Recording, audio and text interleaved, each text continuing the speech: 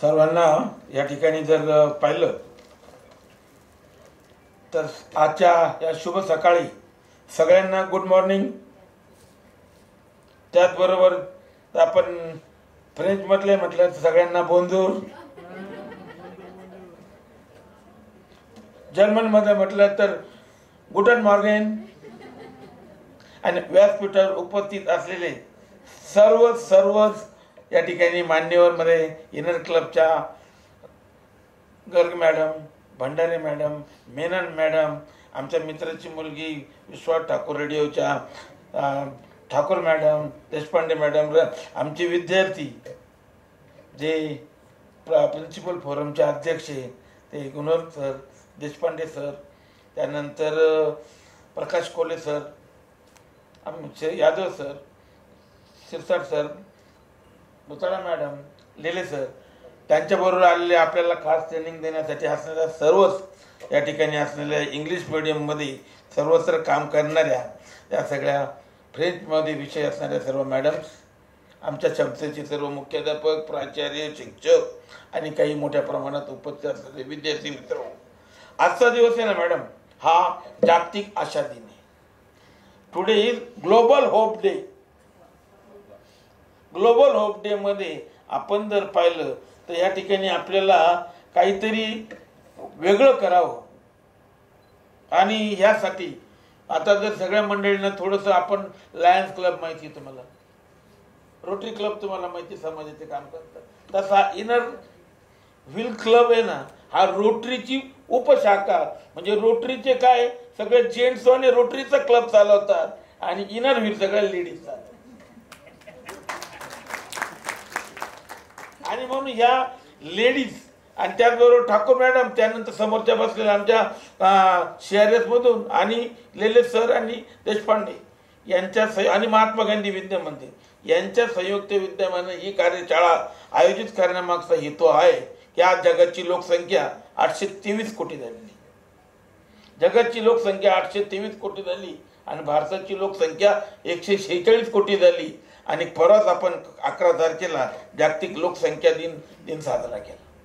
आणि त्यानंतर महाराष्ट्राची लोकसंख्या जर आपण पाहिली तर आज महाराष्ट्राची लोकसंख्या 12,83,00,000 झाली.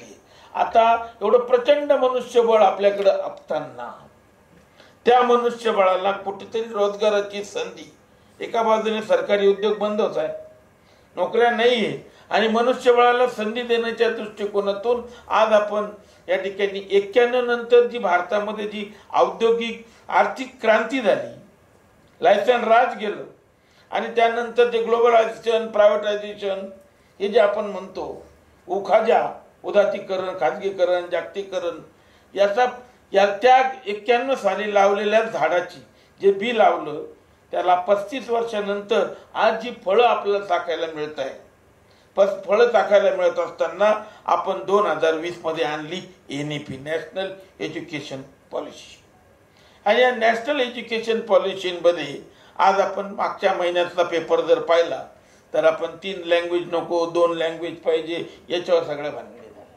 पण आता जगाच्या मार्केटमध्ये मनुष्यबळ इतकं मोठ्या प्रमाणात वाढल्यानंतर या ठिकाणी आपल्याला असं वाटतं की जगात मोठेपण दाखवण्याकरता या ठिकाणी आपण पाहिलं की आपले हात खूप मोठे झालेले आणि ह्या करत्या अर्थांना व्यर्थवाद न घालता या ठिकाणी डेमोग्राफिक डिव्हिडंड फंड, लोकशाहीमध्ये डेमोग्राफिक डिव्हिडंड फंड ज्याला आपण म्हणतो, तो सगळ्यांना मिळावा याकरता आता येणाऱ्या संधीला आपण गमू नये. आणि म्हणून ती संधी गमू नये म्हणून वेगवेगळ्या भाषांमध्ये जर आपण शिक्षण घेतलं आणि कोणतरी म्हणतं, आणि म्हणून पूर्वीच्या काळात 1891ला जेव्हा महात्मा गांधी बॅरिस्टरची डिग्री घेऊन भारतात आले त्यावेळेला त्यांच्यावर बहिष्कार टाकला. हा माणूस फॉरेनला गेला कशाला? हा माणूस फॉरेनला गेला कशाला? 1891ला फॉरेनला गेला कशाला? त्यांना शेवटी त्यांच्या मोठ्या भावाबरोबर आपल्या नाशिकच्या रामकुंडावर यावं लागलं, शुद्धीकरण करावं लागलं, त्यांना शुद्धीकरण करावं लागलं. अशा प्रकारच्या या ठिकाणी एवढा संकुचित प्रकृतीची माणसं त्या काळात होती. पण आता 91 नंतर मात्र हे चित्र बदललं. सगळं जग लोकल ते ग्लोबल, लोकल ते ग्लोबलमध्ये आता आपल्याला जे सुरुवातीला सांगण्यात आलं की आपल्याला पवार मॅडमने की सगळ्या भाषा शिकण्याकरता, आणि आपण पूर्वीच्या काळामध्ये आपण म्हणतो पण आता जर पाहिलं की फॉरेनला जाणं आता सोपं झालेलं आहे. आणि म्हणून उडत्या पाखरांना परतीची तमा नसावी. आमचे मुख्याध्यापक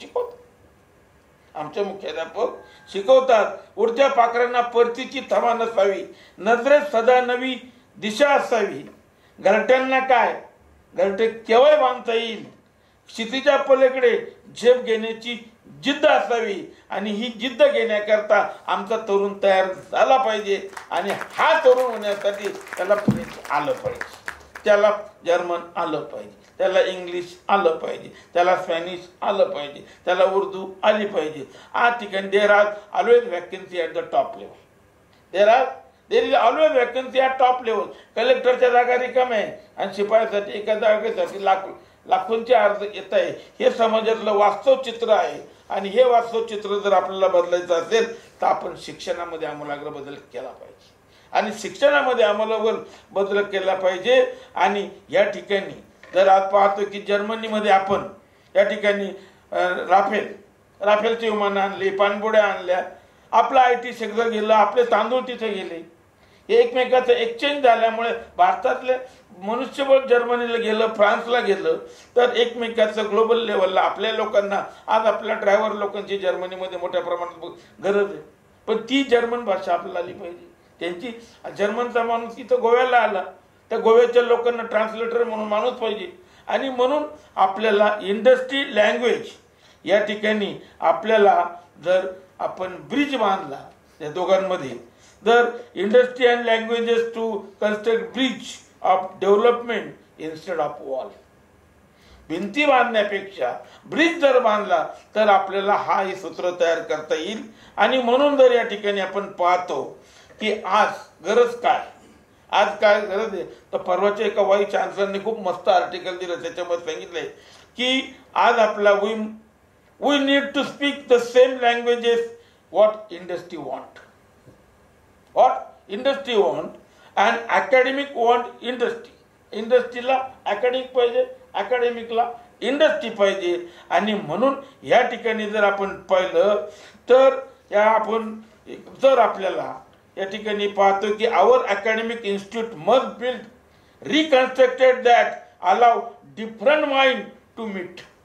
नुसतं आपण माझ्यामध्ये घरामध्ये बसून उपयोग चालणार नाही, माझ्या सहकार्याबरोबर चालणार नाही, तर ग्लोबल लेवलला माझं मन काय, तुझं मन काय, तुमचं मन काय, हे सगळ्यांचं डिफरंट माइंड आपण या ठिकाणी केलं. आणि we don't make only graduate produce, but how many change maker we are produce in the society, how many change maker produce in the society, याची आज गरज आहे. आणि ती गरज पूर्ण करण्याकरता या ठिकाणी आज आपण पाहतो की या इनर व्हील क्लबच्या सगळ्या लेडी झालेल्या आहेत.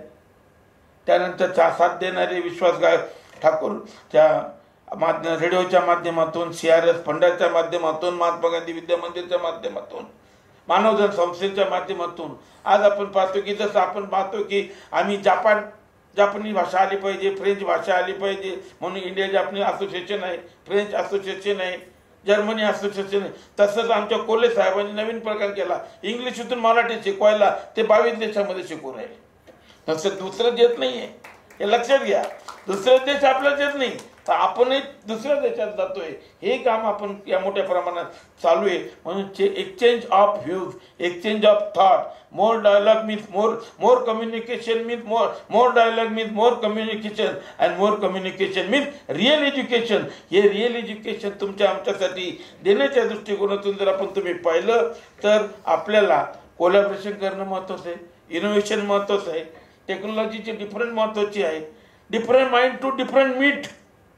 त्यानंतर कल्चरल आपलं एक्सचेंज ऑफ कल्चर आपण करणारे, ग्रॅज्युएशन करणारे, नर्चर पेपर करणारे, आणि सगळ्यात म्हणजे लोकल टू ग्लोबल ही जी व्हॅली ही आपल्याला ब्रिजने मार्फत, language is the bridge and is a media of thought, exchange thought. आणि तो थॉट आपल्याला वाढवण्याच्या दृष्टिकोनातून आपल्याला फ्रेंच आज या ठिकाणी दिल्ली पब्लिक स्कूलच्या आमच्याच विद्यार्थीने त्यांच्याकडे फ्रेंचला शिकवणारे 300 मुलं आहेत शिक्षण घेणारे, पण परिस्थिती अशी की आठवड्यातून 2 तास घेतात. त्यामुळे मुलाला जर अवेअरनेस आपण म्हणतो, किंवा ते एका मॅडमने मला आमचा खूप चांगला प्रश्न आलेला सांगितला की त्या कॉन्व्हेंटला शिकवतात, त्यांनी त्या लहान मुलाने प्रश्नाची क्युरियोसिटी, मी फार क्युरियोसिटीने उत्तर दिलं. म्हणे काव, म्हणे आपल्याला घरामध्ये सगळे आई वडील भाऊ बहीण असताना एकच बाथरूम असतं आणि शाळेमध्ये 2-2 बाथरूम, मुलींसाठी वेगळ्या मुलांसाठी का? हा लहानपणाच्या मुलाचा प्रश्न, त्याला उत्तर देणं त्या शिक्षकेला फार वेळ विचार करावा लागला. शेवटी सांगावं लागलं की इथं संख्या जास्त आहे म्हणून वेगवेगळं केलं. पण मग किती प्रश्न सोपा आहे बाबा, की एवढा सोपा प्रश्न आहे की घरामध्ये एकच बाथरूम राहतो पण शाळेत 2 बाथरूम राहतात. म्हणजे त्याची क्युरियोसिटीला आपण कसं उत्तर देतो हे आपल्याला शिकण्याकरता, अवेअरनेस करण्याकरता, अलर्ट करण्याकरता आपल्याला एज्युकेशन हे ग्लोबलला आज कुठल्याही परिस्थितीमध्ये आपण पाहतो. नुसतं अमेरिकन नाही, इंग्लंड नाही तर सगळ्या जगामध्ये, कारण जर्मनला जे तंत्रज्ञान आहे, आज 5 लाख लोक भारतातले जर्मनीमध्ये काम करतात, 5 लाखाच्या वरती लोक फ्रेंचमध्ये काम करत आहेत. फ्रेंचचे आपण या ठिकाणी सगळ्या वस्तू घेतो देतो. आपल्या इंडस्ट्री आहे, फार्मास्युटिकल आहे, ॲग्रिकल्चर आहे, एक्सचेंज थॉट आपण करतो. आणि याच्या पुढे आर्टिफिशियल इंटेलिजन्सची नावाचं जे नवीन तंत्रज्ञान येतंय, या तंत्रज्ञानामध्ये नुसतंच मॅथला किंवा इंजिनिअरिंगला न लागता सगळ्या क्षेत्रामध्ये, सोशल सायन्सेसला सुद्धा, लँग्वेजेसला सुद्धा हे आलं तर आपल्याला एक प्रकारची नवीन क्रांतिकारी शक्ती आणि नवीन एरा ज्याला आपण म्हणतो, म्हणून 4थ्या क्रांतीमध्ये आपण चाललेलो आहे. This is the 4th generation. First generation वाफेचं होतं, दुसरं इलेक्ट्रिकचं होतं, तिसरं इलेक्ट्रॉनिकचं होतं, तर इलेक्ट्रॉनिक कॉम्प्युटरचं होतं, आणि आता 5वी ही जी 4थी क्रांती आलेली आहे, आर्टिफिशियल इंटेलिजन्सला सामोरं जाण्याकरता there will be no bar of any languages, there is no bar of any languages. That's why this personality they are taking the effort to conduct and to teach to all our new generation the French, Germany, and that will be used for in their future. So in this world we have our institute, our management authority, everybody was ready to cooperate the people. Then another thing is that inner club which was Thakur and radio, everybody is trying to give the help for the benefit of the new generation. आणि म्हणून हे generation करता आपण सुरू केलेलं आहे. म्हणून या म्हणजे लांबलेल्या प्रास्ताविकामध्ये एवढं एकच सांगतो की जगाच्या उद्धारात संतांच्या विभूती जे आपण म्हणतो, तर जगाच्या म्हणून भाषेच्या उद्धारासाठी या सगळ्यांच्या या विभूती आलेल्या आहेत, या विभूतीचं मार्गदर्शन आपण घ्याल. आणि आपण फ्रेंच, जर्मनी नाही तर स्पॅनिश, जापान नाही, अजून कोणकोणत्या लँग्वेजेस आहे त्यासाठी आपण प्रयत्न करूया. आणि तुम्हाला खात्री आहे की त्या भाषा आपल्या देशात येतील आणि आपल्या भाषा, आपली मराठी सुद्धा अटकेपार न जाता जागतिक लेवलला जातील, अशा प्रकारची अपेक्षा या ठिकाणी व्यक्त करून या आशेच्या दिवशी, आजचा होप डे आहे, जागतिक आशा दिनी आपण ही आशा करूया, एवढं बोलतो आणि माझं भाषण संपवतो. धन्यवाद.